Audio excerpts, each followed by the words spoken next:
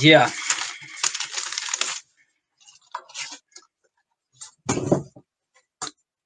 Eh, ¿Les parece si empezamos? Me responden en los comentarios si están de acuerdo o si creen que esperamos un poco más de audiencia o quieren unos minutos más. Igual esto va a ser relajado, va a ser lento y va a ser sencillo, no son charlas de botánica avanzada, ni la idea es ir viendo las familias como más icónicas, ¿cierto? De la flora nativa de Chile. Ahora eso puede ser muy discutible, cuáles son las familias más icónicas, pero por lo menos lo que elegí para este primer capítulo, me parece que nadie estaría en desacuerdo en que son familias que tienen algunos de los árboles más conocidos de, de Chile. Así que, así que iniciemos nomás. Primero presentar un poco el espacio. La idea de hacer esto tiene, diría yo que tiene dos áreas principales. Un área es dar a conocer las plantas nativas, pero a partir de las familias. Eso es algo que en general ni en los grupos de árboles y plantas nativas de todo tipo, en general no están organizadas las especies así por familia, sino que la gente va publicando las fotos de las especies que va encontrando y entonces la información se va juntando de forma un poco desperdigada, e inclusive a nivel académico a ver, digamos, desde inclusive de la enseñanza media y después la universitaria también, las plantas nativas pocas veces son presentadas desde sus familias y, y eso provoca bastantes confusiones. Hay muchas personas, incluyéndonos todos, yo creo que en algún momento podemos conocer un montón de especies nativas, pero a veces no tenemos idea eh, de que inclusive algunas son familiares entre ellas, no las tenemos organizadas mentalmente bajo ningún sistema de clasificación. Entonces la idea de hacer esta serie eh, organizada por familias es poder entregar una información con un orden diferente. Es ir entregando algunas de las especies más conocidas de la flora nativa de Chile, pero como digo, ya agrupadas en familias con algunas de las características básicas, no yéndonos tan al detalle, eh, de forma de que la información vaya siendo entregada con un orden y sea más educativo para muchas personas que ya conocen, que son aficionados, que están empezando a conocer sobre flora nativa y ya conocen algunas especies, pero cuando ya les hablan de género, familia, orden, clase, es como, no me hablen de eso, no, hasta ahí yo no llego hasta allá, como que empieza el miedo a aprender de la taxonomía en los niveles superiores, en los niveles más grandes. Pero se puede, entonces, más o menos, ese es uno de los objetivos de esta serie. ¿Cuántos capítulos van a ser por temporada y cuántas temporadas van a ser? Todavía no lo tenemos definido, la verdad. Yo calculo que serán unos 6 capítulos por temporada. Ahí veremos cuántas temporadas hacemos. Y el segundo gran objetivo de esto es que queremos ir invitando a personas que estén haciendo sus estudios sobre alguna familia en particular o sobre algún género y invitarlo a hacer el capítulo. ¿Por qué? Porque, como saben, en Chile las políticas públicas dedicadas a la ciencia y en este caso a la botánica, son bastante escasas, hay poco presupuesto, se le dedica poco financiamiento y hay mucha gente que está haciendo investigaciones que son súper desconocidas, un montón de papers que quedan almacenados en alguna caja por ahí. Entonces, uno de los objetivos era dar a conocer a través de estos capítulos personas que estén trabajando sobre ciertos grupos de plantas. En ese sentido, la idea es que próximos capítulos los realicen, por ejemplo, alguien que está haciendo su investigación en cactáceas, por ejemplo, o en asteráceas, o en la familia que sea, eh, pueda, a través de este espacio y de esta página que tiene bastantes seguidores y que está abierta a un público amplio, no está atrapada en el público especialista, académico. Entonces, que estas personas, que a veces son un poco ratones de laboratorio y de biblioteca, puedan darse a conocer a través de este espacio también a una audiencia diferente, dar a conocer su trabajo y poder explicar de la forma más sencilla posible al público en general eh, este tema de las familias botánicas de Chile. ¿Ya? Me dicen si hasta ahora se escucha bien. Me voy a servir un vaso de agua y para ir continuando con la presentación.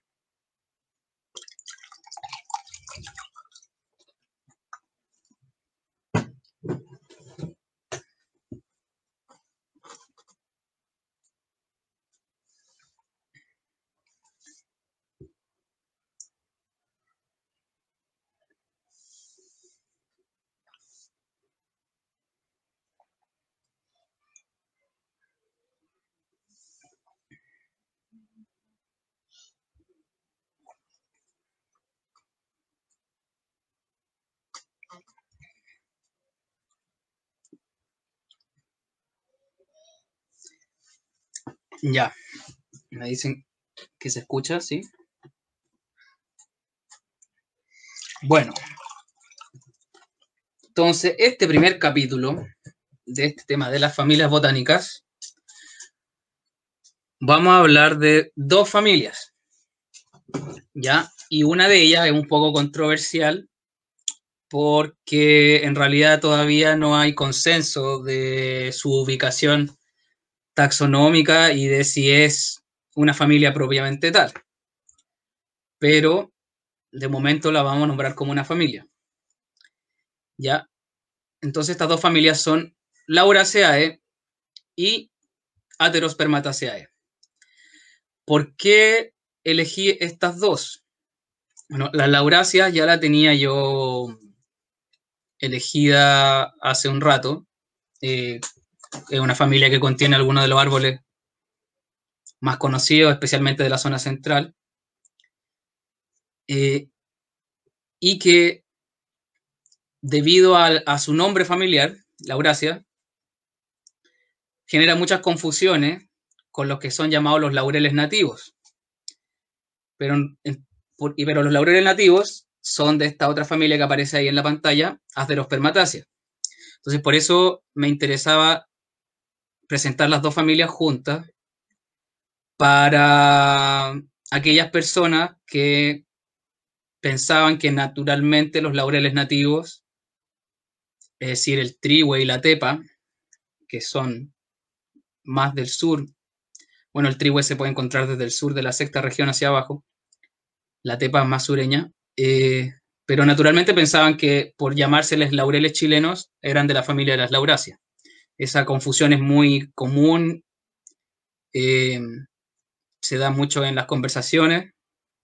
Justamente por eso me parecía importante presentar estas dos familias para despejar esa pequeña confusión. Ya, ahí hay una foto de presentación, valga la redundancia, de la presentación. Esa foto de una amiga de aquí, yo vivo en Quilpué, la foto de Paulina Collao, una amiga, y esa foto es de aquí de Quilpué, una foto de acá de los cerros. Eh, Como spoiler, puedo decir al tiro que se trata de una especie de laurasia icónica de la región de Valparaíso. Si bien no solo existe en la región de Valparaíso, pero este es su núcleo poblacional por lejos. Eh, y es el belloto del norte. Y ahí tenemos dos preciosos bellotos del norte, aunque conozco ese individuo y quizás es uno que su tronco base se bifurca desde abajo. Eh, no recuerdo si la foto es de ese que está bifurcado o son dos bellotos uno al lado del otro. Entonces,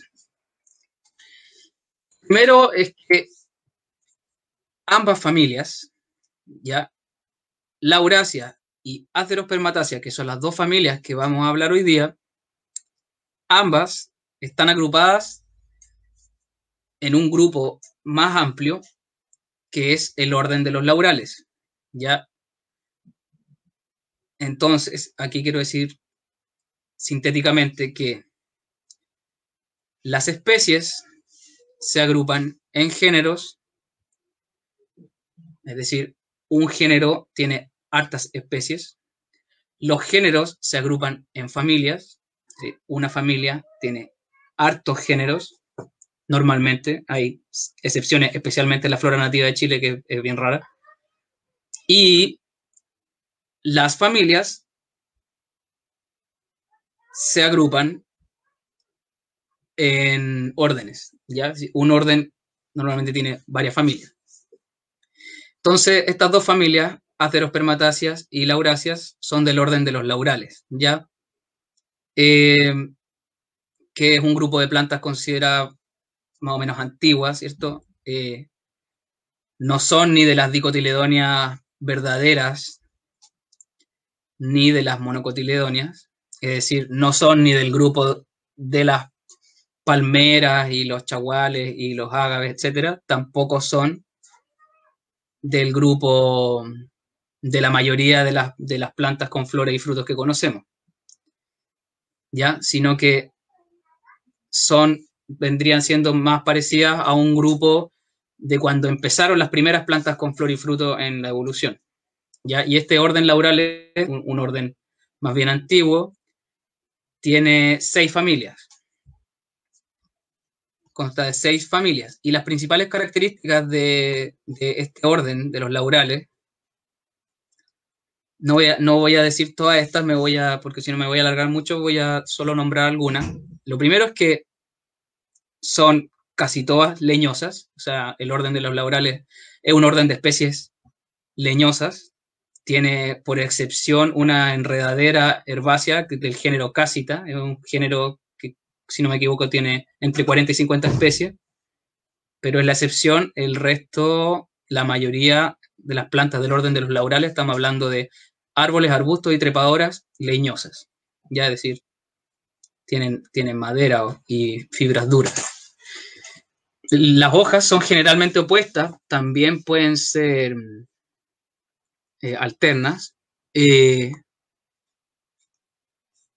los carpelos tienen un óvulo, ¿ya? Y aquí voy a dar un ejemplo. Como tienen un óvulo, normalmente esto se desarrolla entonces como un embrión grande, como por ejemplo en un cuesco de palta, si ustedes parten el cuesco por la mitad con un cuchillo, van a, van a ver un embrión grande. Estoy viendo los comentarios, alguien dice que se le congeló el streaming, me responden si es que es así.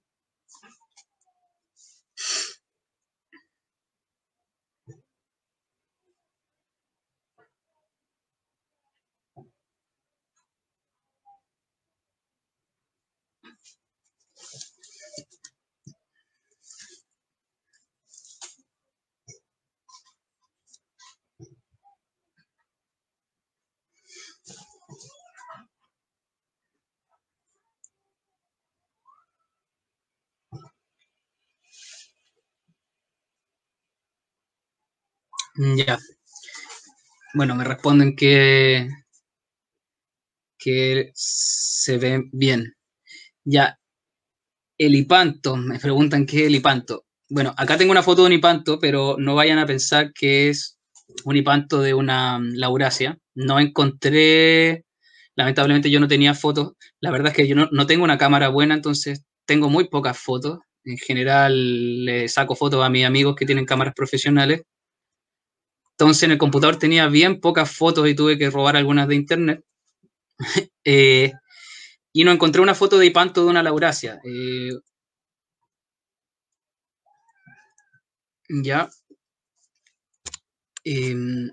pero sí tengo una foto de un hipanto, lo voy a mostrar ahí. Es el receptáculo. Miren, eso es el hipanto en una rosa, ¿ya? Y viene a ser esta estructura cóncava, como un receptáculo donde están los ovarios, ¿ya? Eh, una característica que tiene el hipanto es que muchas veces da la impresión de ser un único ovario grande, ¿ya? Y este es el caso de una rosa, eh, en que uno pensaría, ¿cierto?, que es una flor de ovario ínfero, pero uno pensaría que es un único ovario. ¿Por qué de ovario ínfero? Porque las piezas florales se desarrollan por sobre el ovario, ¿cierto? No está el ovario metido dentro de las piezas florales, sino que está debajo. Y uno pensaría que es un único ovario, pero no, en realidad es un hipanto que tiene esta estructura cóncava y que guarda varios ovarios, ¿ya? La cosa es que las lauráceas tienen hipanto en las flores, tienen estaminodios frecuentes, que son estambres que no son fértiles, y tienen carpelos con un óvulo, y por lo tanto suelen dar semillas grandes, ya, y con embriones grandes. Imagínense un cuesco de palta, si es que han visto una semilla de belloto, bueno, inclusive ya la del peumo, que es más pequeña, pero igual al lado de la mayoría de las semillas te da una semilla grande.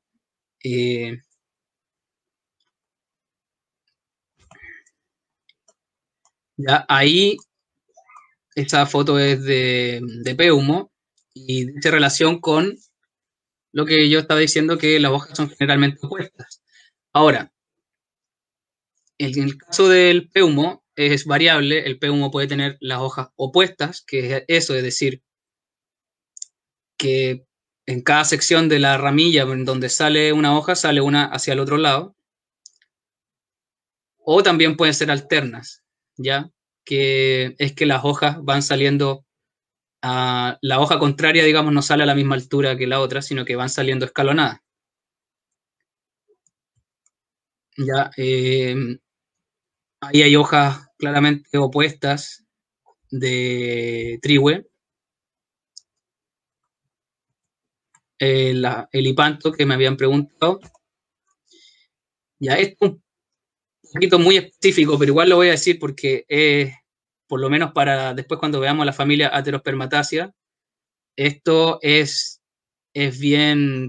bien presente en esa familia, y es que las anteras, ¿cierto?, que son las estructuras donde se libera el polen, aunque se conforman de las tecas, que son específicamente las que contienen el polen, pero de forma más general las anteras tienen diferentes formas de abrirse, ¿ya?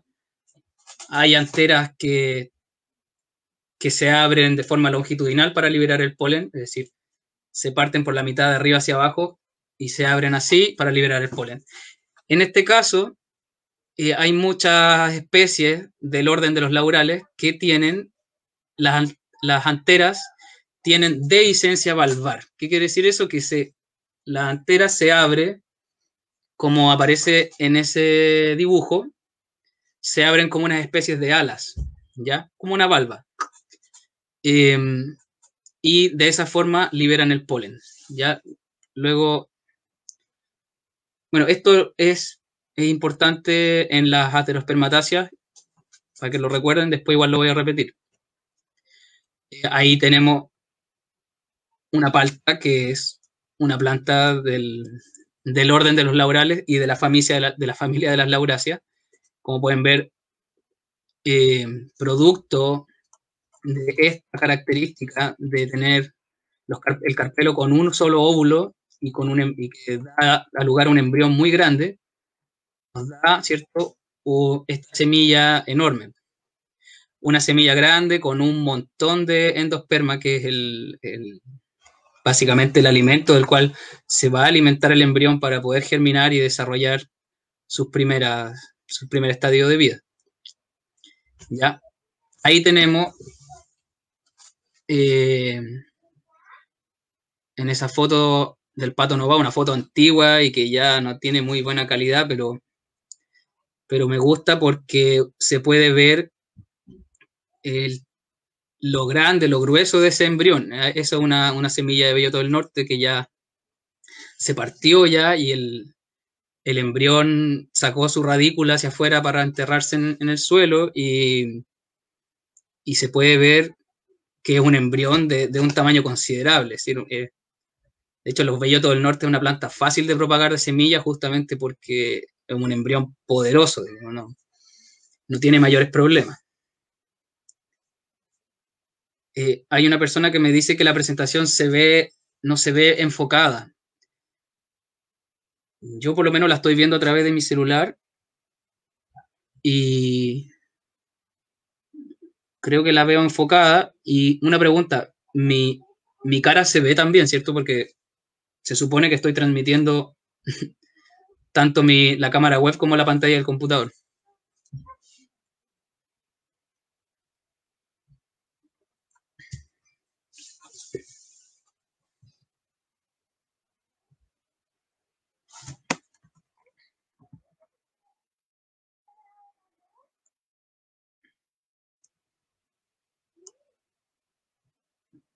Ya, gracias. Como se puede ver acá, es un esquema típico de una semilla de palta, o el cuesco. Se puede ver adentro, al centro del embrión, que claramente es un embrión bien grande y hay una buena cantidad de alimento para este embrión, una semilla grandota, con unos cotiledones igual bien generosos. Que los cotiledones son cuando una semilla germina, ¿cierto? Sale la radícula se entierra en el suelo y salen dos cotiledones normalmente, en este caso, que son plantas con dos cotiledones, y por eso puede causar confusión de que esta planta no sea considerada actualmente, según la taxonomía moderna, no sea considerada dicotiledonia, a pesar de que tiene dos cotiledones, que son estas, entre comillas, hojitas que salen al principio, cuando germina la semilla. A pesar de que tiene dos cotiledones, el orden de los laurales no es del grupo de las dicotiledonias, o actualmente llamadas eudicotiledonias, por ser un grupo más primitivo, que sí tiene dos cotiledones, pero que es de un grupo más primitivo, que son las magnolias. Pero, bueno, la cosa es que estos embriones grandes son una característica importante del orden de los laurales, ¿ya? ¿Y qué familias del orden de los laurales tenemos en Chile?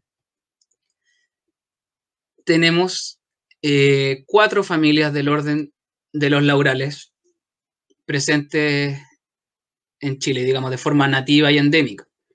Ya, la familia Laurasia, dentro de la cual tenemos Cryptocaria alba, el peumo, Persea lingue, el lingue, Villesmieda miersi, que es el belloto del norte, y Villesmieda verteroana, el belloto del sur. Ya es importante recalcar que el lingue, que es Persea lingue, es pariente directo de la palta que comemos normalmente, que es la Persea americana. O sea, son dos especies del mismo género, solo que la Persea americana es de la zona norte de América, de la península de Yucatán, todo ese lado, en lo que es México, Honduras, y la Persea lingue de aquí, es nativa de Chile y Argentina. digamos, de esa forma, es endémica, pero no endémica de ninguno de los dos países por separado, sino que es endémica de los bosques subantárticos, que son estos bosques más o menos lluviosos cercanos a la Antártida, y muchos de esos bosques crecen más hacia las cordilleras. Pero el lingue es una planta que tiene amplia distribución y cerca de la costa igual se da bastante bien. La otra familia, que es Gomortegaceae, que es una familia que tiene una sola especie, ¿sí? Tiene un solo género, una sola especie, que es el keule. Las aterospermatáceas tiene dos especies en Chile. En todo caso, es una familia con pocas especies a nivel mundial. Si no me equivoco, tiene 6 géneros nomás.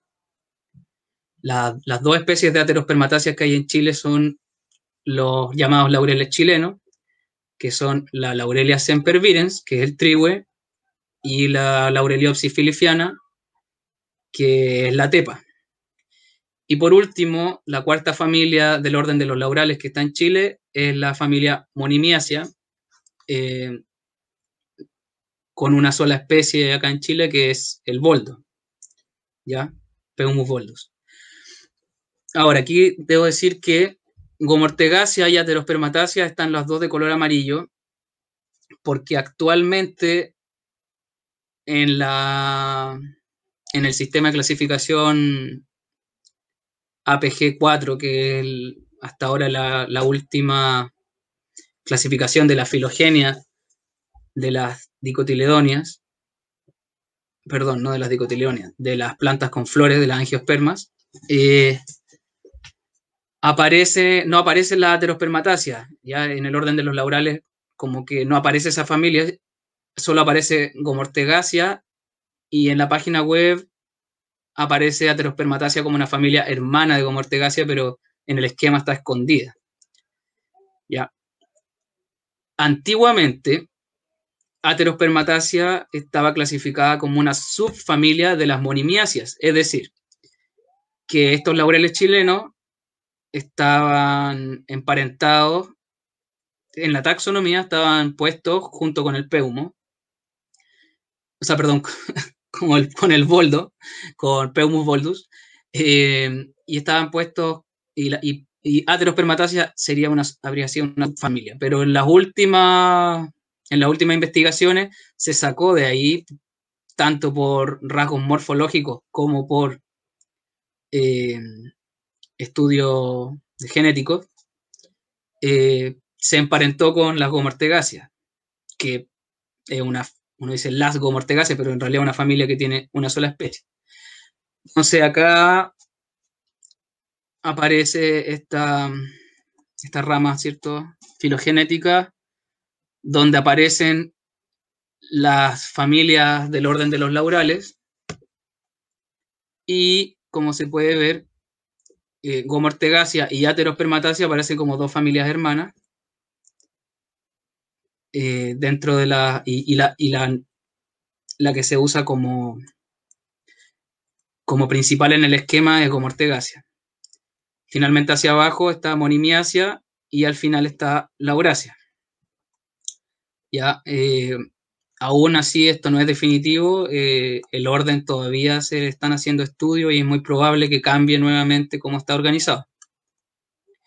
Estas otras familias del orden no están presentes en Chile, ni Gyrocarpodiae ni Hernandodiae, que serían dos subfamilias de Hernandiáceas, ni tampoco las Ciparunáceas ni las Calicantáceas. Esas tres familias no están en Chile. Sí está Gomortegaceae, Aterospermatácea, Monimiaceae y Lauraceae. Entonces, la familia Lauraceae, vamos a partir por esta y luego por Aterospermatácea.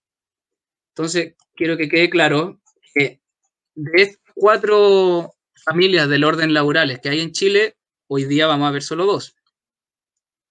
Vamos a ver Lauráceas y Aterospermatáceas.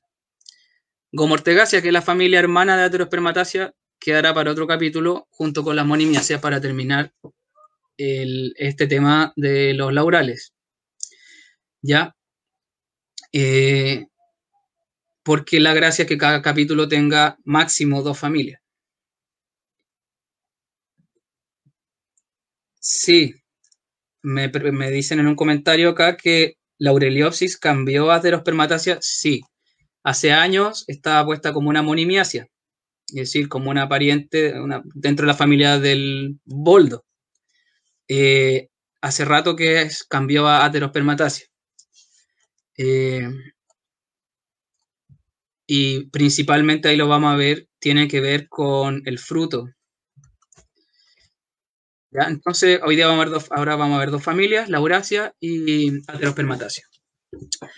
Bueno, la familia Laurasia es enorme, tiene miles de especies, tiene pocas características notorias que sean muy fijas. Entonces, es una familia que lamentablemente, a pesar de que yo quiero que estos talleres sean sencillos y no irme en botánica enredada, lamentablemente es una familia que no tiene características muy llamativas que nos pueda decir, obvio que es una Laurasia, ¿ya?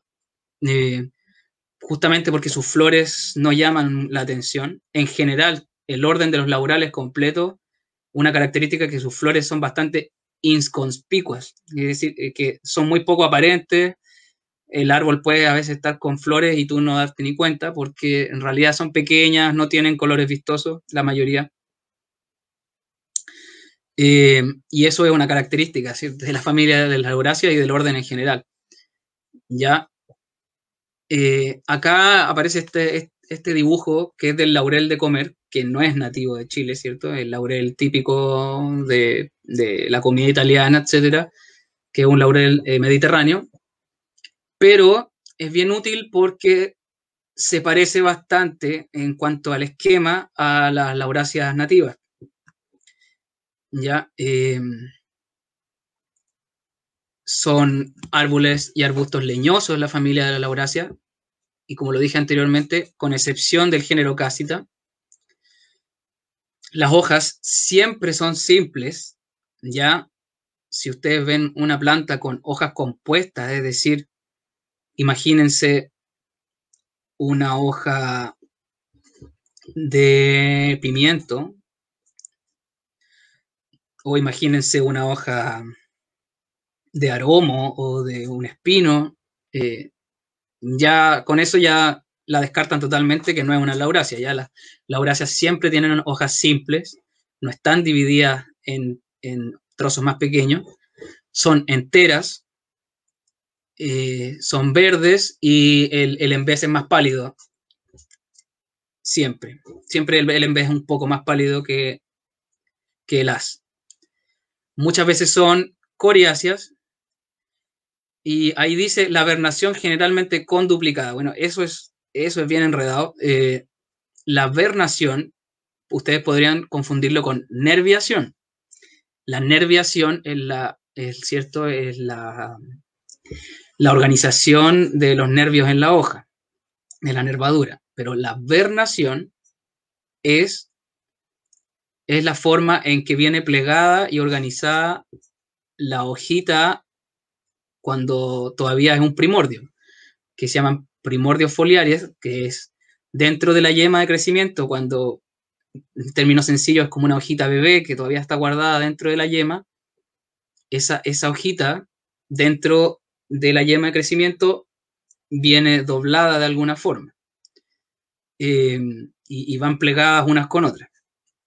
Y la vernación conduplicada es cuando las hojas dentro de la yema, este primordio foliar está doblado a lo largo del nervio central. Ya imagínense que ustedes toman una hoja de palto y la doblan a lo largo del nervio, ¿ya? Formando como una especie de canaleta larga. Ya entonces las lauráceas, las hojas bebé vienen dobladas así, antes de crecer. Y cuando empiezan a crecer, todavía mantienen ese doblez y se van estirando. Las flores, como decía, son inconspicuas, poco aparentes, normalmente son de colores verdosos, blanquecinos, y muchas veces están agrupadas en umbelas o en racimos. Ya, este esquema de este laurel que aparece aquí, si ustedes se fijan arriba a la derecha, aparece unas anteras con dehiscencia valvar, que es lo que yo comentaba delante, que está en las aterospermatáceas. Que es que las anteras, ¿cierto?, tienen estas especies como de válvulas que se abren como unas alitas para liberar el polen. También se puede ver en ese esquema del laurel, se pueden ver las flores, se puede ver que son flores pequeñas, de colores poco aparentes y que están organizadas en una umbela, es decir, un paraguas. Ahí al lado de esos frutitos que parecen como pequeñas aceitunas, se pueden ver las flores agrupadas en ese paraguas. Y por último, el fruto del laurel es un fruto muy similar al de un lingue, por ejemplo, que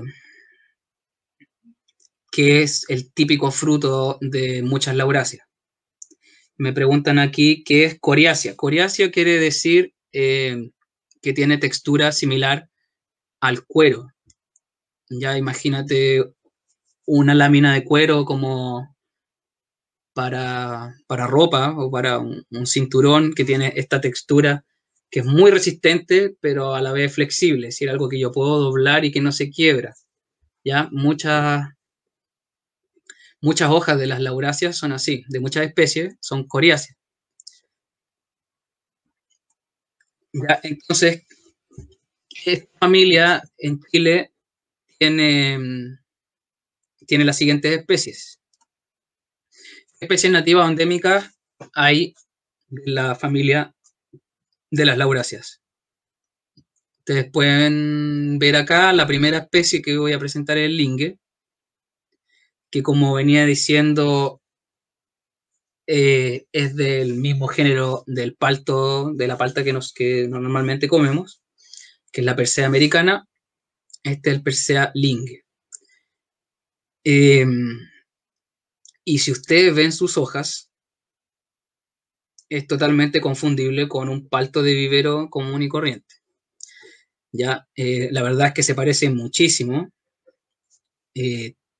Una de sus principales características son esa nervadura bien marcada, al igual que en las hojas de palto.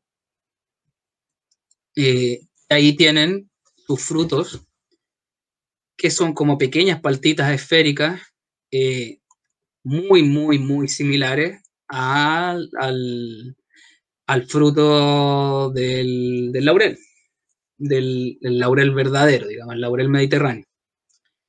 Ya, entonces el lingue es como bien apegado a la especie tipo de la laurácea. Ya fíjense, la nervadura de la hoja prácticamente igual a la del esquema, y sus frutos también. Ya.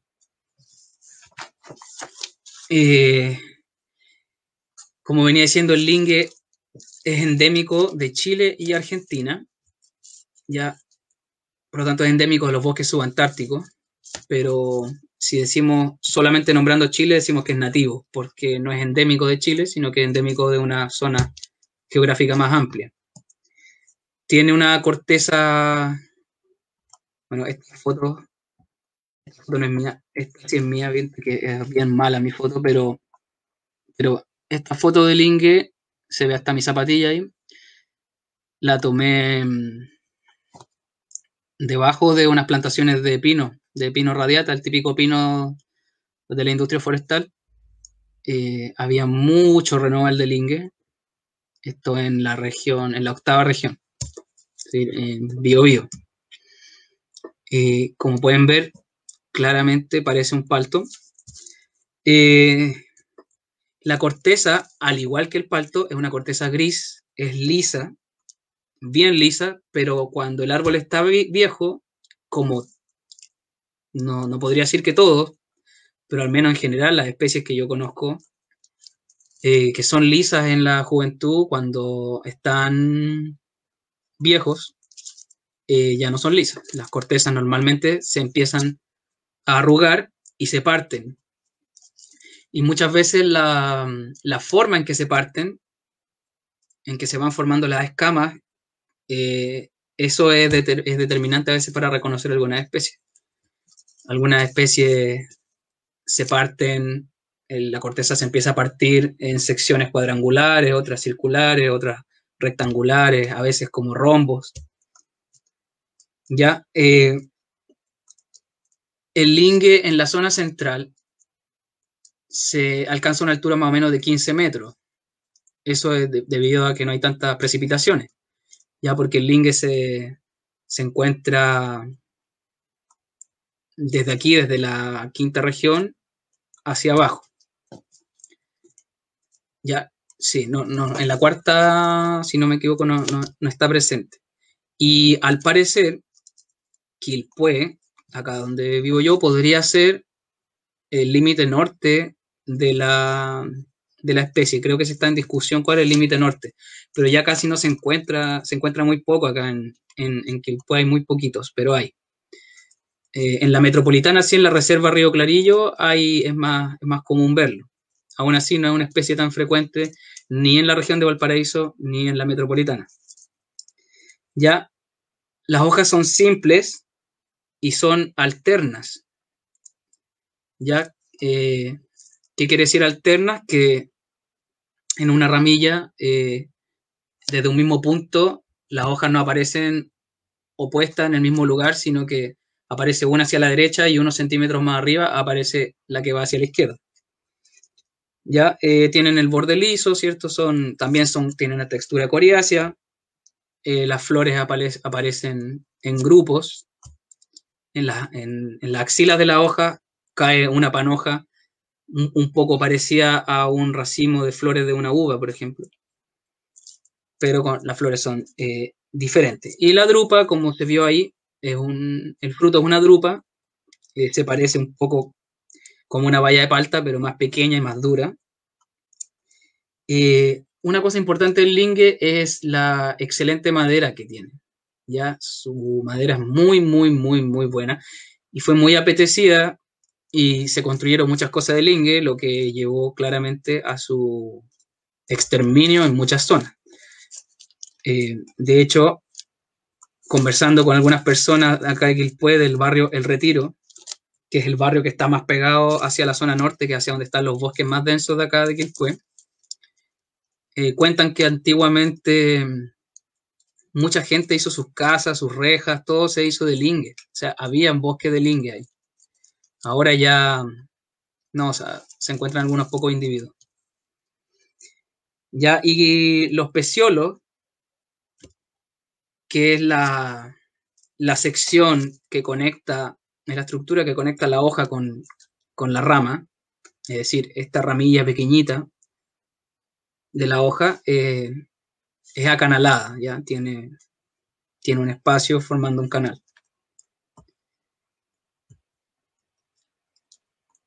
Hasta voy a llegar con el link, que podríamos seguir hablando, pero si no, nos van a dar no sé qué hora, porque es la primera especie que estamos viendo. Recuerden que estamos en la familia Lauraceae y que la familia Lauraceae tiene 4 especies acá en Chile. Entre esas, el lingue, está el boldo y los bellotos del norte y del sur. La segunda especie de la familia que vamos a ver aquí es el peumo, ya Cryptocaria alba. Alba, justamente por el color plateado blanquecino del en vez de sus hojas.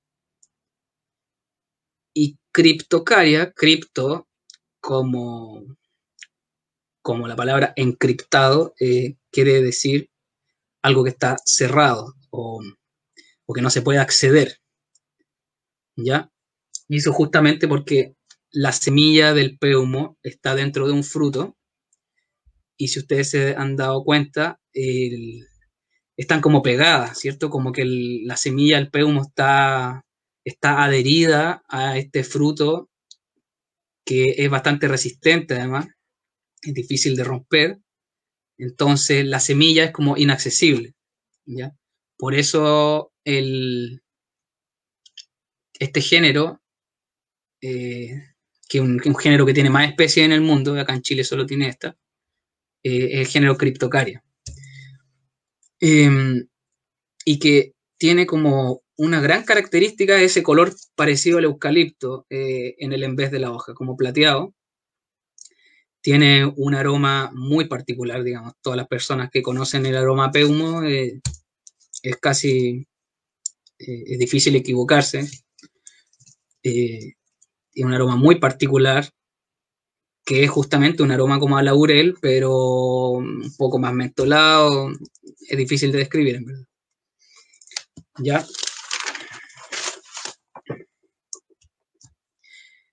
Ahí está el peumo con su fruto, el color típico de su fruto, que es un poco variable, va desde el rosado pálido hacia este fucsia intenso. En el caso del peumo, que para las personas que son de la zona central, especialmente de la región de Valparaíso, es una especie mucho más común que el lingue.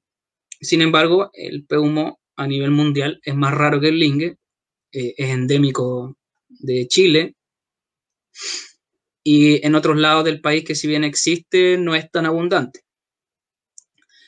Pero acá en la región de Valparaíso es una especie bien abundante, en la sexta igual.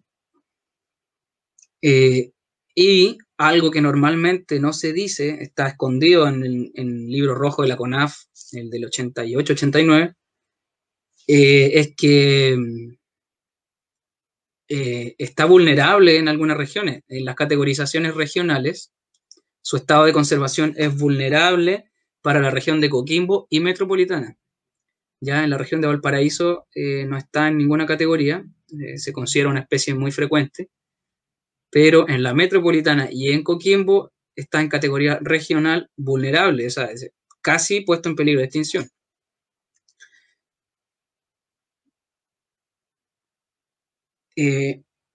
Quiero saber si es que va todo bien con la transmisión, porque hasta ahora no han habido comentarios en un buen rato y no sé si se está transmitiendo bien. Supongo que sí, porque mi celular me sigue escribiendo todo lo que hablo, cosa que es muy extraña.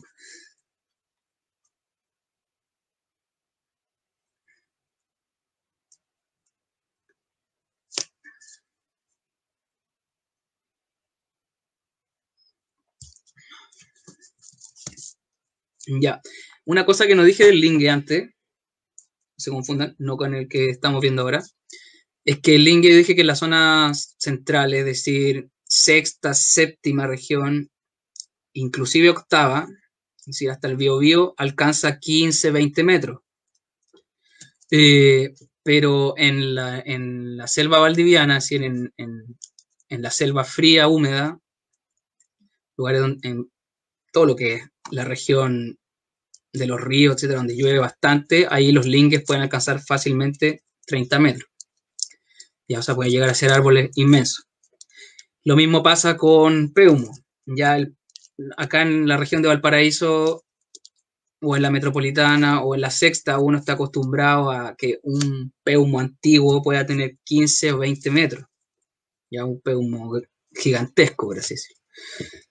Sin embargo, yo ya en la región del Biobío, en unos bosques que son de olivillo con peumo, vi peumo de más de 25 metros y hay peumos descritos de 30, ¿ya? Eh, por lo tanto, pues, según la humedad y el agua disponible y la fertilidad del suelo, puede llegar a ser un árbol inmenso. Ya, normalmente acá en la zona central forma bosques con boldo, con litre, más al sur con arrayán, acá en Valparaíso con belloto del norte, con patagua y con lingue. Ya, la corteza externa también es gris, eso es, ese color café grisáceo es es típico de las lauráceas. Las hojas son simples, ¿cierto? Como toda laurácea, no tienen hojas compuestas. Pueden ser tanto opuestas como alternas, es decir, pueden salir las dos de la rama así, mirando hacia los lados, o pueden ser así, pueden ser de las dos formas. Es una de las especies típicas del bosque esclerófilo, que es este bosque de hojas duras, muy resistente a la sequía, a pesar de que el peumo, a diferencia del quillay o el litre, dentro de la especie esclerófila es una que prefiere la humedad. ¿Ya? Los peumos normalmente los vamos a encontrar en una ladera de exposición sur donde no llegue mucho sol y donde haya acumulación de humedad y ojalá napas cercanas. Y no muy profunda, ya que el peumo no tiene un sistema radicular, en eso se parece al palto, tiene sistema radicular más bien superficial o de mediana profundidad, 10 metros, 15 metros, por ahí es como lo máximo. Por lo tanto, hay muchos peumos de ladera, bosques de ladera, donde no hay napas, o hay napas muy profundas y las raíces de peumo no llegan, entonces son bosques que se riegan con lluvia. Y por eso es que, me imagino que todos los que son observadores de bosques se han dado cuenta que en la región de Valparaíso, donde hay cerros de bosques de peumo que se han prácticamente secado por completo, este último año, dado que ha llovido muy poco, el año pasado prácticamente no llovió y el antepasado muy poco, como 80 milímetros, lo que hizo que los bosques de peumos, que dependen mucho de la lluvia, se secaron. No quiere decir que hayan muerto del todo, eh, porque una estrategia de sobrevivencia de los árboles esclerófilos es justamente dejar morir la parte aérea eh, y vivir de la parte viva de las raíces y de la parte del tallo que está cerca del suelo. Esperemos que si es que llegan a volver las lluvias algún día estos peumos rebroten o si no van a tener que regenerarse de semillas.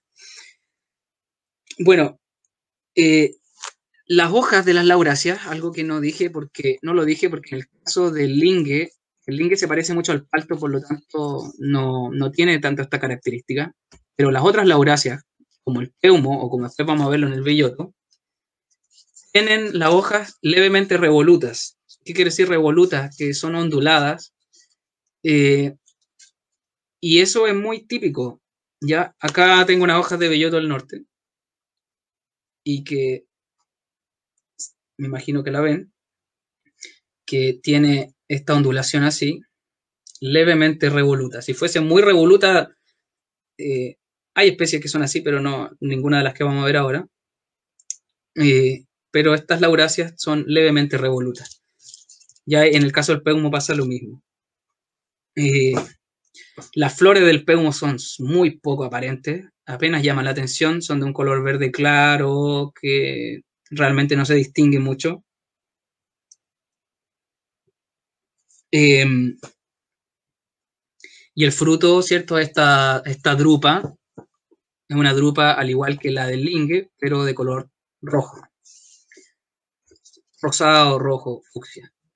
¿Ya?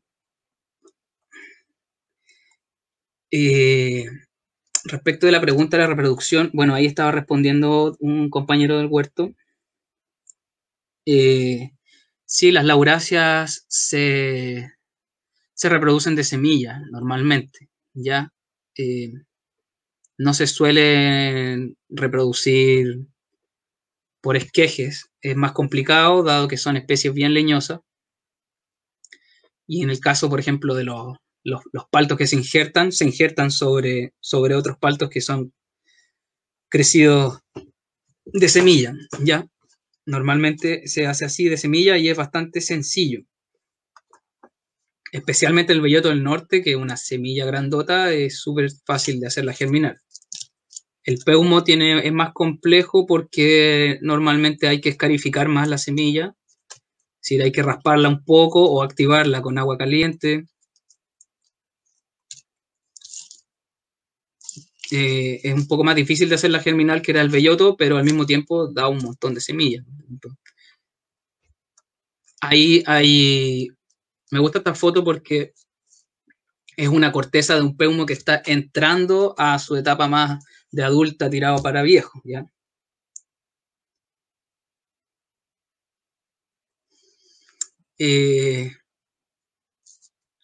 Como se puede ver, es una corteza que en su juventud fue de un color gris liso, bastante liso, como la del palto, y en la medida en que se va poniendo viejo se empieza a escamar, ¿ya? Empieza a escamarse y luego se empieza a desprender, y de hecho, si ustedes ven bien la foto, hay sectores donde ya se desprendió la corteza, y pueden ver la forma en que se desprende, ¿cierto? Formando rectángulos o figuras con ángulos cuadrangulares. ¿Ya? Las últimas dos especies de la familia Lauraceae que nos quedan son los bellotos. El belloto del norte, casi, no sé si el 100% de las fotos que voy a mostrar de belloto del norte, en este caso son mías o de Paulina, una compañera de acá de Quilpué, con la que hemos recorrido harto los bosques.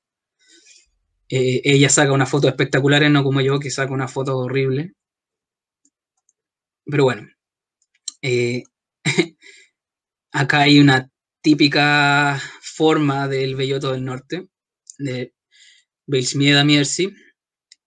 Es importante decir que el belloto del norte es uno de los... De hecho, los dos bellotos, el del norte y el del sur, son monumentos naturales de Chile. ¿Ya? En la descripción de lo que es un monumento natural, en su descripción original tenía que ser un lugar, ¿ya? O una estatua, o algo monumental, o un lugar. Pero después se le dio la categoría de monumento natural a árboles monumentales que fuesen especies monumentales que fuesen muy características de una zona.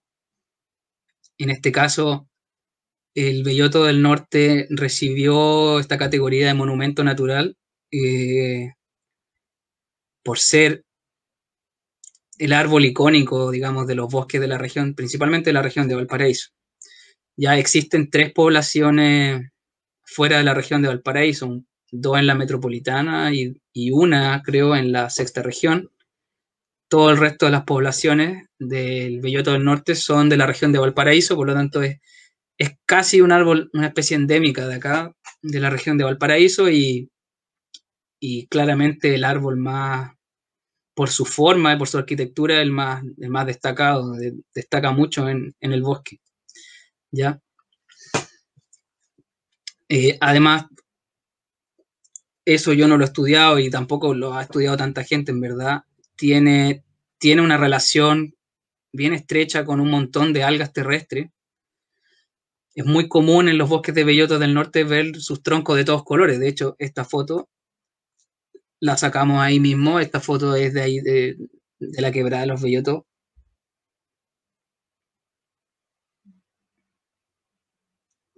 Eh, Fíjense los colores que tiene el tronco del belloto. Esas lianas que ustedes ven alrededor no son del belloto, por si acaso, que sepan, son de una enredadera, una asterácea que se llama Proustia pirifolia, que en estos bellotos de más o menos 15, 20 metros los trepa hasta la copa y arriba crece un montón. Bueno, pero estos bellotos se llenan de algas de diferentes colores, no solo son líquenes, ya hay líquenes, ese de color verde amarillo es un líquen, pero el rojo, lo sé porque un amigo que es biólogo marino está estudiando las algas terrestres y justamente está tomando muestras en esta zona porque esas de color rojo son algas terrestres, que por alguna razón tienen preferencia por los bellotos. O sea, las podemos encontrar en algunos otros árboles del lugar, pero claramente están preferentemente colonizando la corteza de los bellotos del norte. No sé por qué, creo que ni siquiera está estudiado, pero pero es evidente en ese lugar. Bueno, la especie está vulnerable a la extinción, está en esa categoría de conservación y es monumento natural a nivel nacional, ¿ya? Normalmente forma bosques puros, ya los bellotos forman a veces agrupaciones puras donde solo hay bellotos, o forman grupos de 4, de 10, rodeados de peumos, ya normalmente se juntan con peumos. Y es la especie, digamos, es como clímax en la sucesión ecológica del bosque esclerófilo, es una especie de fondo de quebrada, ya no van a encontrar belloto del norte en plena ladera norte recibiendo 12 horas de sol. Es una especie que suele germinar a la sombra y que es heliáfila, ¿ya? Es decir, que vive sus primeros estadios de crecimiento, de desarrollo en oscuridad. Busca la luz y ya en su juventud empieza a encontrar la luz en la medida que crece, ¿ya? Pero su germinación, los primeros estadios, cuando están con sus cotiledones, cuando tiene unos pocos centímetros de altura, toda esa etapa la vive en sombra, ¿ya? Es una especie que aparece una vez que el resto del bosque está desarrollado. Por eso normalmente crece en el fondo de bosques de peumo, de compataguas, en quebradas donde a veces hay especies de pantanos como petras. Cerca de esas zonas húmedas, frías, sombrías, aparecen los bellotos del norte. Ya, entonces es una especie bien delicada a la intervención de su ecosistema.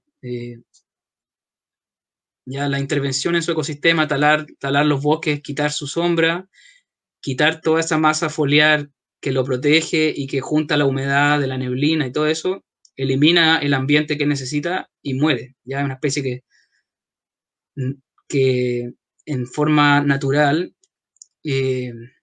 necesita ese ambiente. Puede ser plantado al sol en una plaza, por ejemplo, sí, con riego. Una vez que ya está grande puede aguantar unos periodos de sequía, pero cuando ya ha sido cuidado durante años. Como digo, su etapa juvenil y su etapa más, los primeros años de vida de esta especie es delicada. Y bueno, aquí yo mostré estas hojas son de belloto del norte. Está descrita como hasta 10 centímetros de largo, pero la verdad es que caminando por las quebradas he visto hojas de mucho más de 10 centímetros de largo. Pueden llegar a ser bastante grandes y tienen un diseño de la nervadura muy particular. ¿Ya? Ahí pueden ver más o menos, esa es la arquitectura natural del belloto del norte y eso es lo que lo hace muy particular en el bosque esclerófilo, ¿ya? El peumo, por ejemplo, no tiene esta forma. El peumo, si bien es un árbol erecto, pero no tan erecto como el belloto del norte. El belloto del norte puede crecer en gran altura siendo muy delgado y es muy típico que crezca de esta forma. Eso es lo que hacía tanto maravillarse a los botánicos cuando venían a ver esta especie y por qué está descrito como, en muchos libros, está descrito como el árbol más hermoso del bosque esclerófilo y tiene que ver con esta forma tan erguida, tan larga, es muy estilizado. Ya los otros árboles normalmente tienen un crecimiento secundario, es decir, crece en ancho, su producción de madera horizontal es mayor y por lo tanto son árboles de forma más achatada.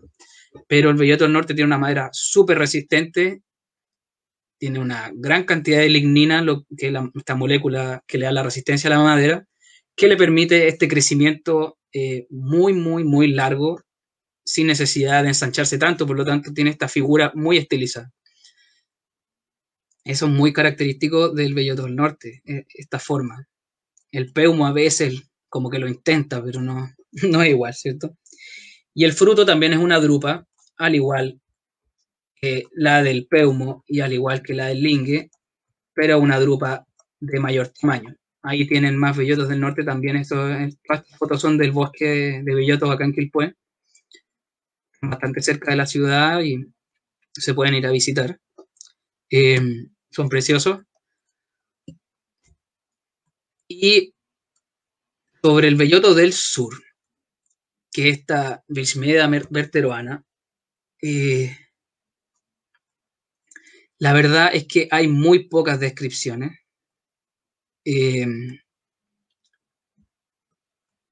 Yo quería mostrar esta foto. Miren, las principales diferencias es que el belloto del sur, yo nunca lo he visto en su estado natural, en su estado silvestre. No lo he ido a ver, existe en pocas partes.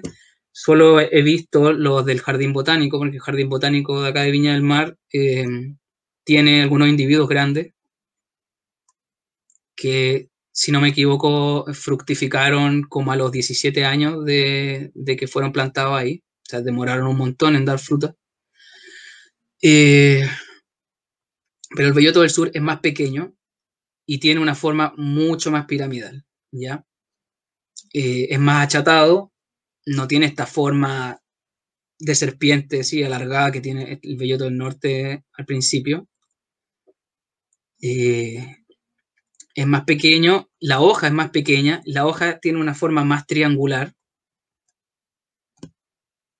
Y lo que yo les decía respecto al belloto del norte, que también tanto en el belloto del norte como en el belloto del sur es importante, este diseño, ¿ya? El diseño de la nervadura es muy particular y que esto también es una característica de muchas lauráceas, que es que el borde, yo estaba apuntando la hoja como si estuvieran viendo mi mano, se me olvida que están con la cámara, el borde de la hoja se forma una línea donde aparentemente no hubiese nervios, ¿cierto? Al final se forma como un margen. En realidad, visto en una lupa, claro, sí hay nervios que llegan hasta el borde, pero son muy pequeños, son pocos, ¿ya? Entonces da esta característica como circular. Si nos da el tiempo, voy a mostrar un documento antiguo, pero que es sobre arquitectura foliar, que justamente están las especies que estamos viendo, y vamos a ver esas estructuras de la nerviación. Para las lauráceas es muy importante conocer la forma de la nervadura, porque como son especies con flores muy poco aparentes, con pocos colores, son verdes, las flores también son verdes, a veces un poco blanquecinas, los frutos también son poco aparentes, a excepción del peumo, que tiene un color rojo. Entonces, la morfología de las lauráceas muchas veces pasa por la arquitectura foliar. Es algo bien minucioso, pero para este grupo de plantas es importante. Y ahí tenemos una comparación de frutos. El fruto más alargado es el del belloto del norte. Y los circulares son de belloto del sur. Ya son más pequeños y tienen esta forma. Circular, menos alargada, y curiosamente el árbol también tiene una forma más achatada, más piramidal, y sus hojas también. La hoja del belloto del sur no son tan oblongas y alargadas como la del belloto del norte, ¿ya? Son más chatas.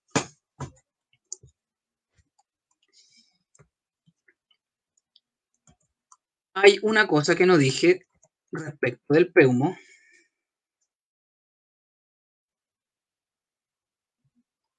Ya, me preguntan si hay hibridaciones. Que hasta donde yo sé, no. No hay hibridación de peumo con belloto del norte. ¿Ya? No, hasta donde yo sé no hay hibridación, y entre los bellotos creo que tampoco. Eso habría que preguntárselo a alguien que haya estado cultivando bellotos. Se podría consultar en el jardín botánico donde hay cultivos de bellotos, pero hasta donde yo sé no hay hibridaciones. Sí hay hibridaciones en otras familias, pero no del orden de los laurales, sino que, por ejemplo, hay hibridaciones en mirtáceas. El otro día encontramos unos individuos que los encontró Paulina, la persona que yo digo con la que he recorrido harto estos bosques. Hay hibridaciones, por ejemplo, del arrayancillo con la petra. Da un híbrido bien raro. Eh, pero bueno, nada que ver con esto, en verdad. En los laurales, que yo sé, hasta donde yo sé, no hay hibridación entre los bellotos ni con el peumo.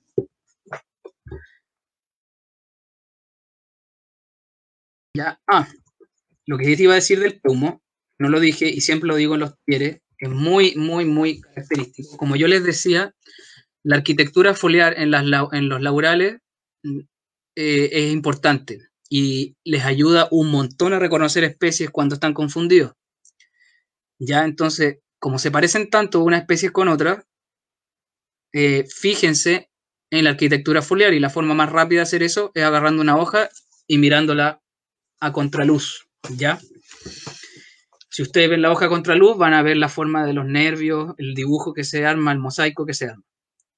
Por ejemplo, el peumo, si ustedes un día están confundidos, confundidas, agarran una hoja de peumo, la ponen a contraluz y van a ver millones de puntos ínfimos, como si la hoja hubiese sido agujereada con una aguja de forma muy así milimétrica, ¿ya? Son puntos ínfimos, ínfimos. Con eso y el olor a peumo van a quedar claros de que es peumo, digamos.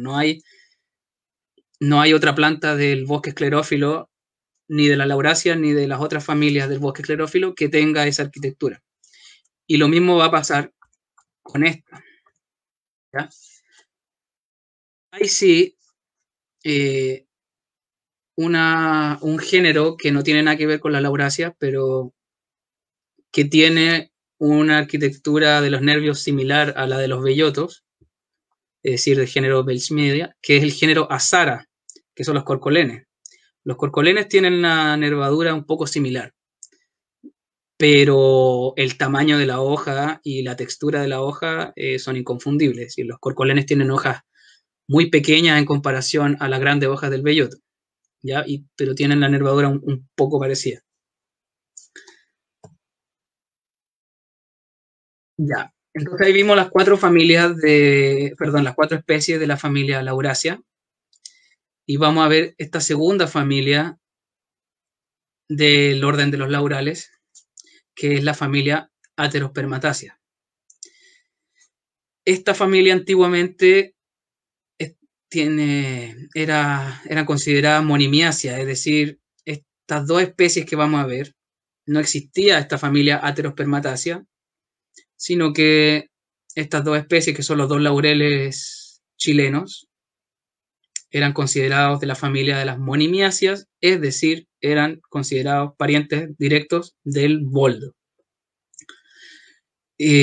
Fueron sacados de ahí y fueron puestos dentro de Aterospermatácea. Esta es una familia que a mí me parece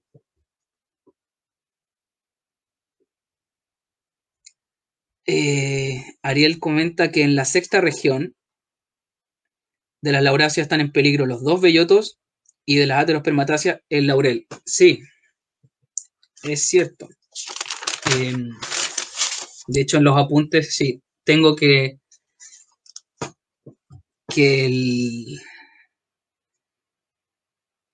el trihue o laurel chileno está vulnerable si bien lo que dice Ariel es verdad, pero desde el punto de vista legal, a mí me encantaría que estuviesen puestas en peligro, que hay una categoría que legalmente que es en peligro, están puestos en vulnerable, ya que no es tan grave como en peligro. Yo creo que especialmente el belloto del norte me gustaría que estuviese en peligro, pero bueno, los criterios, entre los criterios internacionales y los chilenos, de repente no son tan estrictos. Permiten mucho la depredación. En el caso del laurel, como dice Ariel, está vulnerable en el Maule, y en la sexta no lo he revisado, que lamentablemente las categorías regionales no están todas organizadas en un documento, sino que hay que andarlas buscando una por una, y eso prácticamente como que estuviese hecho a propósito para dificultar la protección de las especies. No he revisado en la sexta región, pero sí en el Maule está como vulnerable una de estas aterospermatáceas que vamos a ver ahora. Bueno, esta es una familia que es bien interesante porque es de distribución de Oceanía y del sur de Sudamérica, ¿ya? Según la teoría de la deriva continental, Sudamérica, África, lo que es la Polinesia, es decir, las islas oceánicas de la Polinesia, y la Antártida, estaban todos juntos. Bueno, y Indonesia también. Por lo tanto, y la Antártida no estaba todavía en el polo del planeta, por lo tanto no estaba congelada. Después se separa Sudamérica, África, Australia, Indonesia y la Antártida, todos se separan, la Antártida se va hacia el polo, se congela y queda el esquema como lo tenemos ahora. Entonces, hay algunas plantas que son justamente de todos esos territorios que son los más cercanos al polo sur.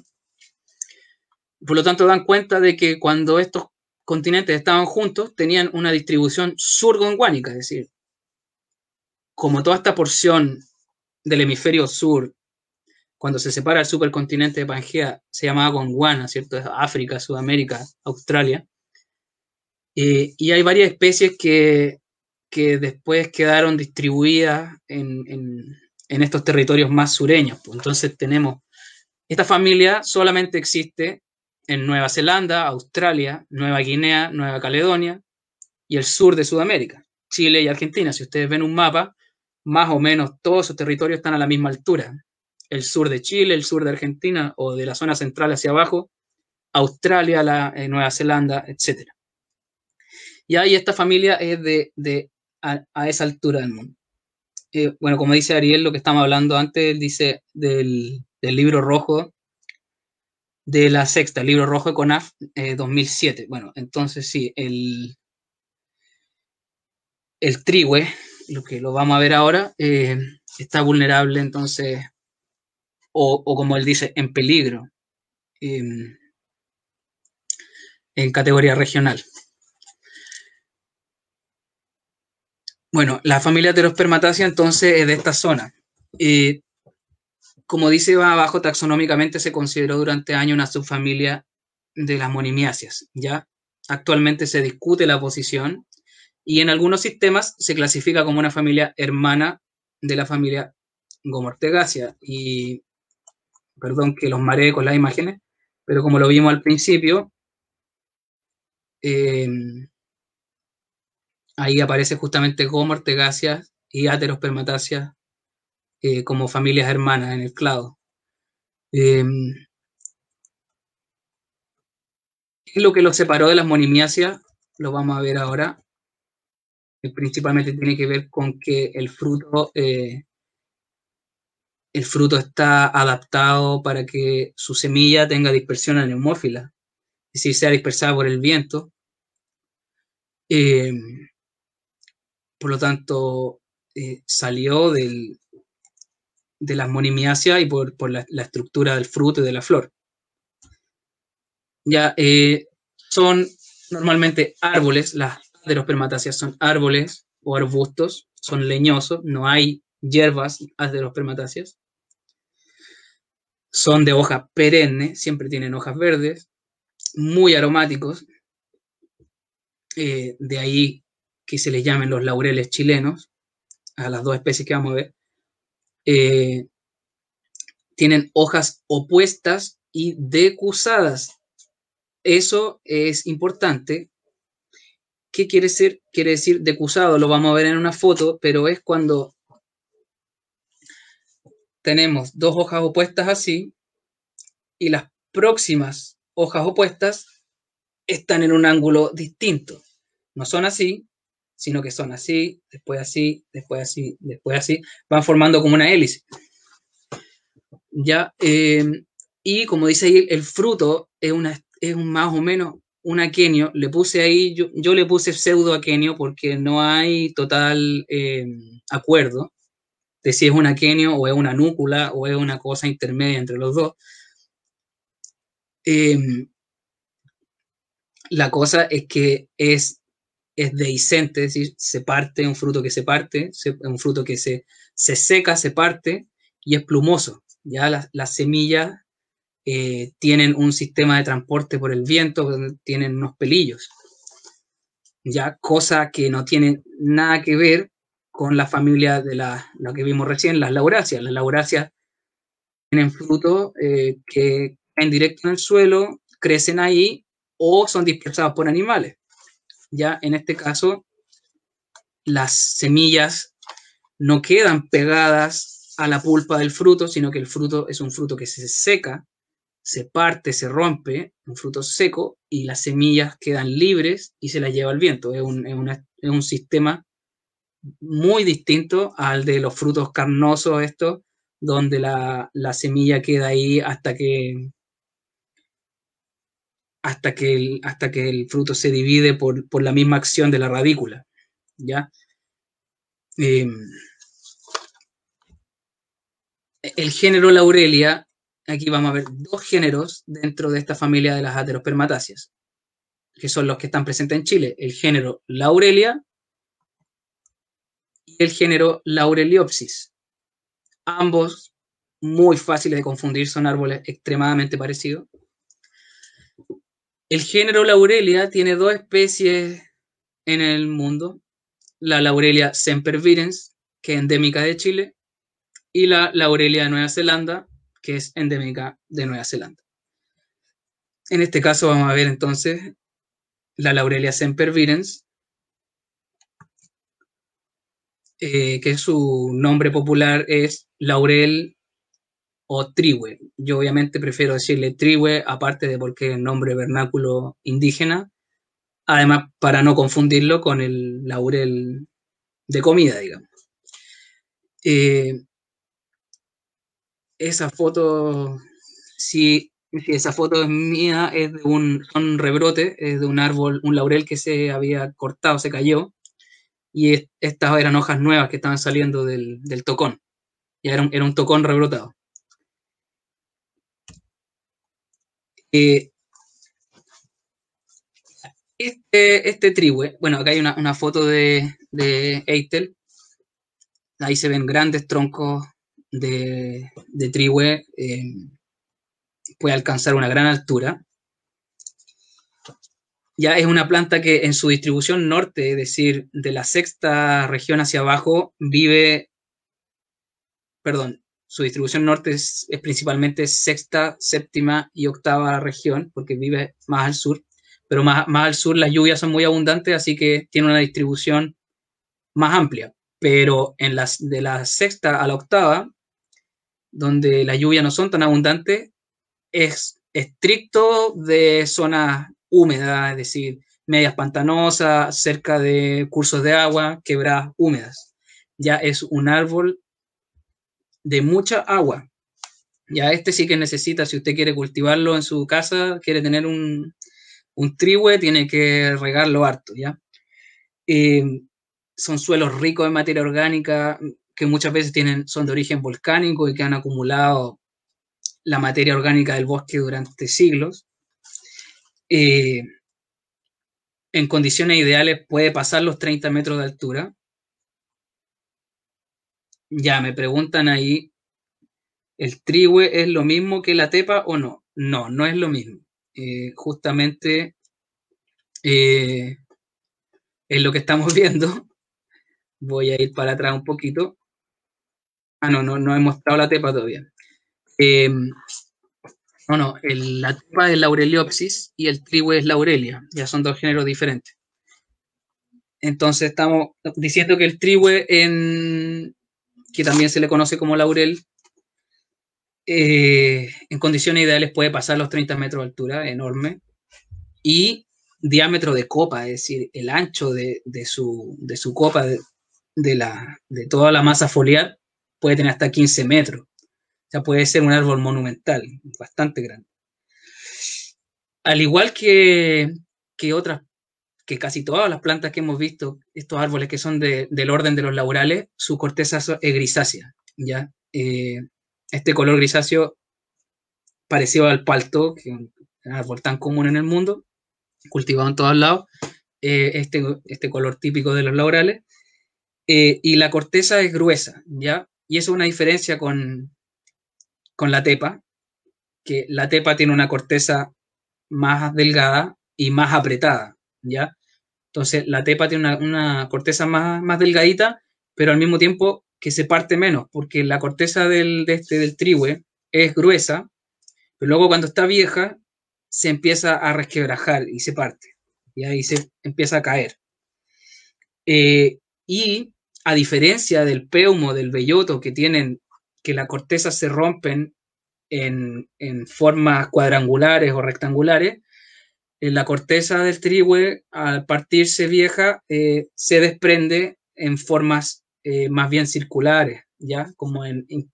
No, obviamente no son perfectos, no son círculos perfectos, pero tienen más parecido a una forma como una circunferencia más que un cuadrado exacto. Las ramas, esto es importante, como les he dicho desde el inicio de la presentación, el orden de los laurales, las familias de los laurales son en general plantas que todas tienen los mismos colores, los troncos son muy parecidos, no tienen flores vistosas, por lo tanto hay que fijarse en otras cosas para diferenciarlas, y por eso les he estado hablando de la corteza, de cómo se desprenden las escamas, de la forma de los nervios, y algo importante para diferenciar también el trihue de la tepa es que el trihue, tiene las ramas ascendentes desde abajo. Ya todas sus ramas tienden en contra de la gravedad. De hecho, miren la foto. Esta foto está excelente para ver eso, porque pueden ver un grupo de ramas ahí a media foto que van directamente hacia arriba, ¿ya? Es una característica de la arquitectura del trihue tener las ramas muy ascendentes. Y si no las tuviese tan ascendentes, sí en general tiene ángulos que van hacia arriba de los 180 grados, ¿ya? Las hojas son decusadas. ¿Qué quiere decir eso? Lo que les había comentado, que salen dos hojas opuestas así y las próximas opuestas salen en otro ángulo y así, como que van haciendo una especie de hélice. ¿Ya? Y acá hay una serie de fotos de Diego Alarcón que estaban en la página de Chile Bosque, ustedes, porque yo no tenía de lo que quería mostrar, y si bien están en baja calidad, igual nos van a servir. Donde se ven que las hojas son opuestas y son decusadas, es decir, van así. Son aserradas, y esto es algo que las diferencia totalmente de la familia que vimos anterior, que era Laurasia. Todas las Lauracias tenían los bordes lisos y revolutos, bordes lisos pero ondulados. Y este es todo lo contrario. No son ondulados, la hoja no es revoluta, pero los bordes son aserrados, ¿ya? Bordes aserrados y decusados. Las flores sí salen en racimos axilares también, y también son de colores poco llamativos. A veces salen un poco rojizas, pero es muy pálido. Normalmente son blancas verdes con unas manchitas medias rojizas. Y aquí aparecen estos frutos, que es una cosa intermedia entre una núcula y un aquenio, que son frutos secos, que son dehiscentes, y que también son totalmente distintos de la familia de las lauráceas, que eran drupas parecidas como una aceituna o una palta. Ojo que la palta que se come no es una drupa, es una baya porque tiene como una drupa modificada, porque tiene una carne blanda que rodea la semilla, mientras que las drupas no tienen tanta carne. Bueno, y no es la única diferencia, pero no nos vamos a meter en eso. La cosa es que estas son las semillas en la familia Aterospermatácea, y aquí está abierta para que vean súper distinto a una semilla de una laurácea. Estas son semillas adaptadas al transporte por el viento, o sea, por este transporte anemófilo. Cosa que tampoco tiene el boldo o las monimiáceas. Bueno, no sé, no he revisado todas las especies de las monimiáceas, pero por lo menos el boldo claramente. Y eso con el trihue. No sé si a Felipe que preguntaba por esto del trihue y la tepa. Esta tepa, la Laureliopsis filifiana, que lo que yo decía al inicio, cuando empecé a hablar sobre la Aterospermatácea, dije que eran muy parecidos y que todo el mundo los confunde, así que es normal la confusión. La hoja es prácticamente igual, o sea, veanla, muy, muy, muy similar. Pero, si se dan cuenta, el borde aserrado de la tepa, que es la Laureliopsis filifiana, es mucho, mucho más agresivo, por así decirlo. Ya mucho más puntiagudo.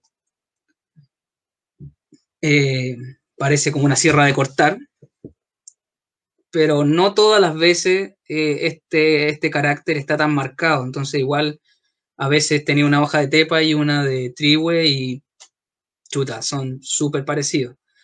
Pero a veces este carácter se marca más y se nota que es una tepa porque el borde cerrado es muchísimo más marcado.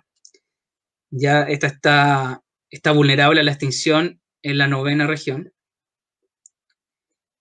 Y esta es endémica de Chile y Argentina, ¿ya? Es decir, es nativa de los dos países, endémica de los bosques subantárticos, ¿ya? Pero no existe en otro lado del mundo tampoco. La altura está entre los 20 y 25 metros máximo y el diámetro de copa 8 a 10 metros, es decir, es más pequeña que el trihue.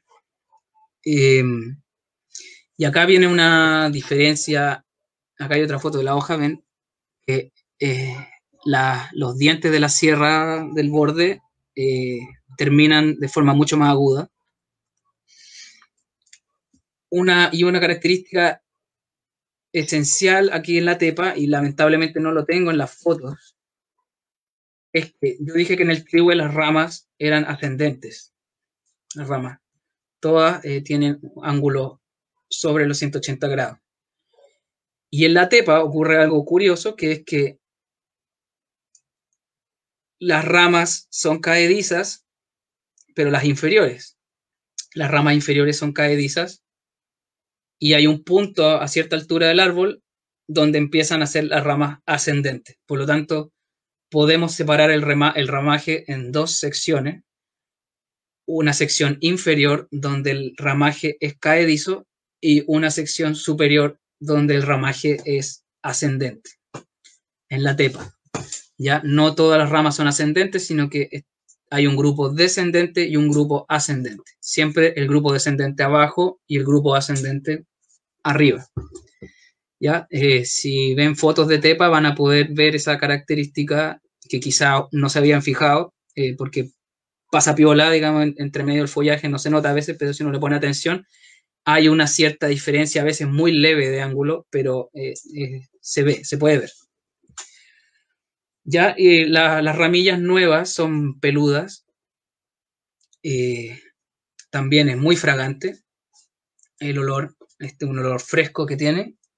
También la madera es grisácea, pero hay otra diferencia importante, que las flores de la tepa son un poco más llamativas, ¿ya? No siempre las flores de la tepa son tan lindas como las de esta foto. Esta foto tiene unas flores especialmente preciosas. A veces las flores de la tepa son mucho más disimuladas, pero pueden ser así también. En este caso, las flores salieron con el color rojo muy marcado y se ve espectacular. Ya ahí se puede ver el borde aserrado de las hojas con los dientes marcados y, y también ver la, las bonitas flores que tiene la tepa en esta foto.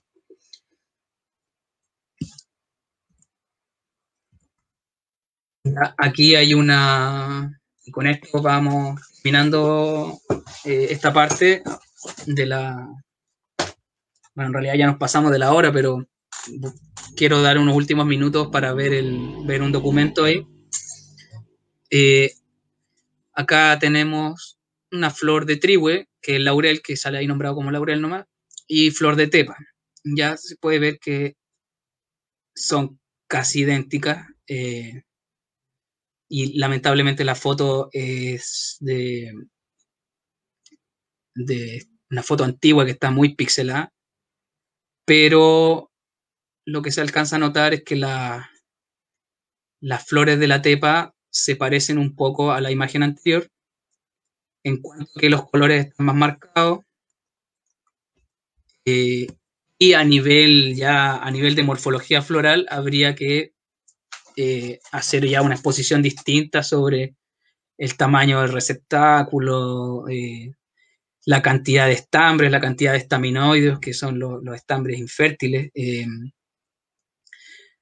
etcétera. Los carpelos, que no nos vamos a meter en eso porque la idea de estas presentaciones es ir conociendo la familia botánica y no irse a ese tipo, a ese nivel de descripción que lo podríamos hacer en otra, en otra instancia. Ya esto es una revisión muy general. Pero eso, entonces vimos 6 especies agrupadas en 2 familias, 4 que son las 4 lauráceas existentes en Chile, las 2 aterospermatáceas existentes en Chile. Ambas familias, aterospermatácea y laurácea, son, ¿cierto?, del orden de los laurales. Eh, ¿Me dice alguien si es que hasta ahora no se cortó la presentación? ¿Se ha visto todo hasta el momento?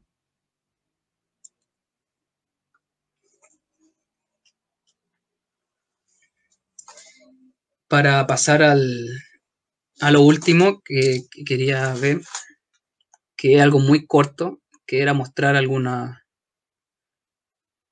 imágenes de, la, de la arquitectura foliar.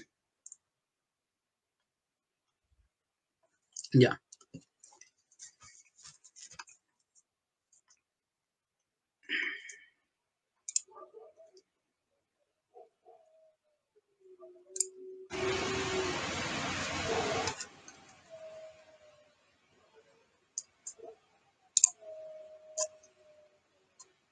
Chuta, son 10 para las 8, ya llevamos 2 horas en esto, ya, casi 2 horas. Eh,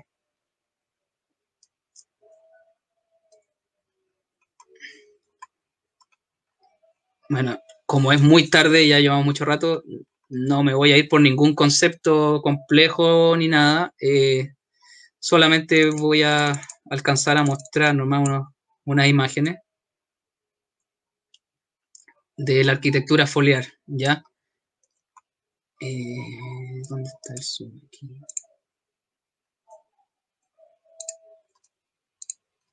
Acá está.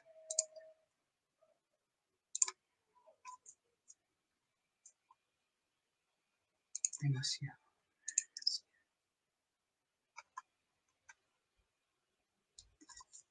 Ya ven. Bueno, la imagen 1, no sé si se ve el mouse, 1 sí se ve, 1 y 2 no la pesquen porque es de Canelo, pero sí vamos a ver la 3 y 4 es de Laurelia sempervirens, es decir, de Trihue. La 3, esta, y la 4. y la 5 y 6 son de tepa, es decir, Laureliopsis filipiana. Son casi iguales, pero sí se puede ver que la nervadura, perdón, el borde cerrado de la tepa es mucho más agudo que en el caso del trihue. Y una cosa importante, no sé si se pueden acercar a sus pantallas y quemarse un poco los ojos, pero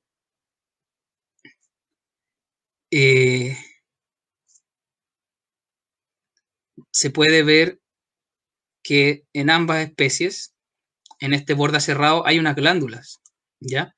Unas glándulas de las cuales se desprende el olor característico de la hoja.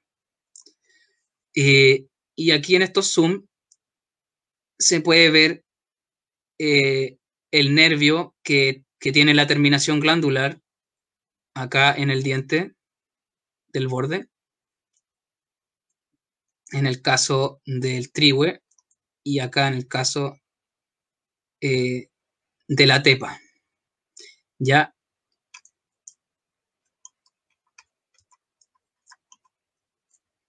acá tenemos esto que yo les comentaba. Bueno, ninguna de estas dos especies nosotros las vimos hoy día porque son de otras familias del orden de los laurales. Pero esta es la arquitectura foliar de una hoja de boldo. Fíjense que el margen de la hoja tiene este espacio que de lejos a la vista se ve como un espacio vacío. Cuando uno ve una hoja de boldo a contraluz, se ve este margen como, entre comillas, libre de nervios, que es muy particular y es muy típico de la hoja de boldo. Ya aquí en la figura 8 es el zoom, y se puede ver que en realidad sí llega el nervio hasta el borde, ya, pero de lejos se ve así. Esta otra es de Keule, y si bien tampoco lo vimos hoy día, tiene algo muy particular que no tiene un borde marcado, y es como que el parénquima de la hoja, que es el tejido principal de la hoja, terminase sin un borde aparente. Ya es muy, muy típico esto de la hoja de Keule. Pero bueno, yendo a las que sí vimos hoy día, que son las dos laureles que vimos arriba, digamos el trihue y la tepa, podemos ver acá abajo del documento, aquí tenemos 11 y 12, es decir, esta y esta de acá son de Belloto del Sur, ¿ya? Una hoja más pequeña que la del Belloto del Norte, que son las que vamos a ver arriba, pero que, al igual que la del Belloto del Norte, tiene lo que yo les decía, que a contraluz es muy característico de las Veilles medias, que es este mosaico de venas espeso. Aquí aparece un zoom donde pueden ver que las nerviaciones se van como enredando hacia adentro y formando como pequeñas figuras, como pequeños arbolitos en espiral hacia adentro. Entonces se van repitiendo, se van repitiendo, se van repitiendo como un fractal, y se forma este mosaico que es muy lindo, en verdad, de las Veilles medias. En este caso, 11 y 12, Verteroana, Belloto del Sur, 13, Belloto del Norte, acá arriba, y acá el zoom del Belloto del Norte, 14, se puede ver eso. Estos no son dibujos, son hojas que fueron desteñidas con químicos y luego se les echó una tinción que marca las venas para poder verlas de forma muy clara con una lupa, y se ve así. Y finalmente 15 y 16, Peumo, y aquí el zoom. Yo les dije que el Peumo, si lo ven a contraluz, van a ver unos puntos ínfimos. Y acá se puede ver, en este caso los puntos ya fueron por el químico que se le echó, fueron expandidos, pero se puede ver esa textura muy fina que tiene la hoja de Peumo. Ya, finalmente aquí está el lingue. Aquí aparece el lingue dividido en dos especies, Persea lingue y Persea meyeniana, pero eso es porque este es un documento muy antiguo, donde las poblaciones en la distribución norte del lingue, es decir, de la región de Valparaíso y la Sexta, principalmente la región de Valparaíso y la Sexta, se consideraba el lingue como Persea meyeniana, como otra especie, por unas pequeñas diferencias que tenían. Después fueron incluidas todas dentro de la especie de lingue y simplemente son diferencias de expresión fenotípica por las diferencias ambientales, ¿cierto? Menor humedad, etc. Como pueden ver, la nervadura del lingue es bien distinta a lo que estamos viendo acá arriba de los bellotos. O sea, perdón, sí, estoy bien de los bellotos. La hoja de lingue, claramente por ser de género Persea, es como una hoja de palto, con esa nervio central y nervio secundario que parecen un árbol bien marcado y que no llegan de forma recta hacia el borde, sino que son ascendentes, ¿ya? Forman una ramificación ascendente. Ahí se puede ver el zoom de los nervios pequeños, los terciarios y si no me equivoco, ahí vimos todas las especies que vimos hoy día, que fueron lingue, peumo, belloto del sur, belloto del norte, trihue y tepa. ¿Ya? Así que con eso nos quedamos en este primer capítulo de familias botánicas de Chile, que iba a durar 1 hora y al final duró 2, ¿ya? Así que eso, un beso, un abrazo para todos, que estén bien. Espero que de algo haya servido, se haya comprendido y nos veremos en un próximo capítulo y ojalá poder invitar a alguien que esté trabajando, alguna familia, algún género y que quiera usar este espacio y la audiencia para mostrar su trabajo. Un abrazo, que estén súper.